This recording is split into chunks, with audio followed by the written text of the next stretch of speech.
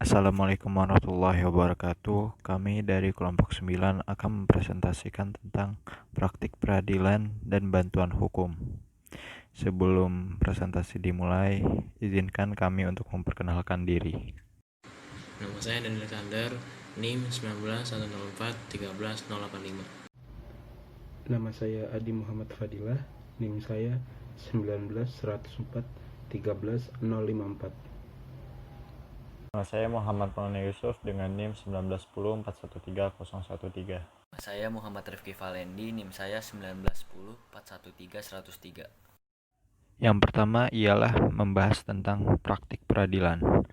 Apakah praktik peradilan itu? Praktik peradilan adalah sebuah proses yang dijalankan di pengadilan yang berhubungan dengan tugas memeriksa, memutus, dan mengadili perkara dengan menerapkan hukum in concreto untuk mempertahankan dan menjamin ditaatinya hukum material dengan menggunakan cara prosedural yang ditetapkan oleh hukum formal.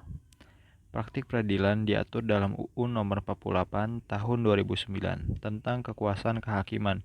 Juga dijelaskan lebih rinci pada pasal 2 ayat 1 dan 2 bahwa peradilan dilakukan demi keadilan berdasarkan Tuhan Yang Maha Esa, dan peradilan negara menerapkan dan menegakkan hukum dan keadilan berdasarkan Pancasila.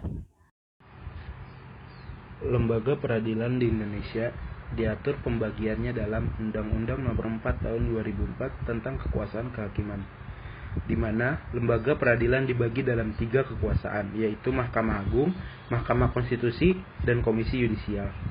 Mahkamah Agung memegang peranan sebagai pengadilan negara tertinggi dari semua lingkungan peradilan yang mana pelaksanaan tugasnya terlepas dari pemerintah. Mahkamah Agung diatur dalam Undang-Undang Nomor 5 Tahun 2004. Mahkamah Agung mengadili pada tingkat kasasi terhadap putusan yang diberikan pada tingkat terakhir oleh pengadilan di semua lingkungan peradilan yang berada di bawah Mahkamah Agung, yaitu pertama, peradilan umum. Peradilan umum menjalankan kekuasaan kehakiman bagi rakyat yang mencari keadilan di ranah umum. Peradilan umum dilaksanakan oleh 2 lembaga, yaitu Pengadilan Tinggi dan Pengadilan Negeri. Kemudian yang kedua, ada peradilan agama. Peradilan agama mengatur mengenai perkara perdata tertentu yang diatur dalam undang-undang, khususnya perkara agama.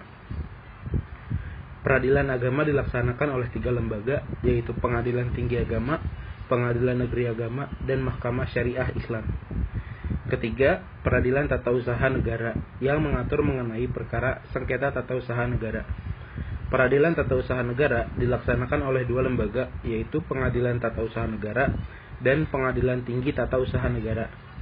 Yang keempat, peradilan militer yang mengatur mengenai perkara tindak pidana militer. Peradilan militer dilaksanakan oleh 4 lembaga, yaitu Pengadilan Militer Utama, Pengadilan Militer Tinggi, Pengadilan Militer, dan Pengadilan Militer Pertempuran.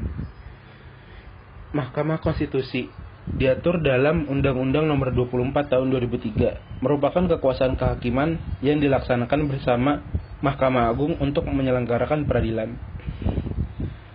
Komisi Yudisial diatur dalam Undang-Undang Nomor 22 Tahun 2004, yang merupakan lembaga peradilan yang bersifat mandiri dan berwenang mengusulkan pengangkatan hakim agung dan memiliki wewenang lain dalam rangka menjaga dan menegakkan kehormatan, keluhuran martabat, serta perilaku hakim. Bantuan hukum. Bantuan hukum adalah jaminan perlindungan hukum dan jaminan persamaan di depan hukum yang merupakan hak konstitusional bagi setiap warga negara. Mereka yang menerima bantuan hukum adalah mereka yang tidak dapat memenuhi hak dasar secara layak dan mandiri. Fungsi dan tujuan bantuan hukum. Fungsi 1. Memberi bantuan hukum secara cuma-cuma. Yang kedua, penerima merupakan orang atau kelompok orang miskin.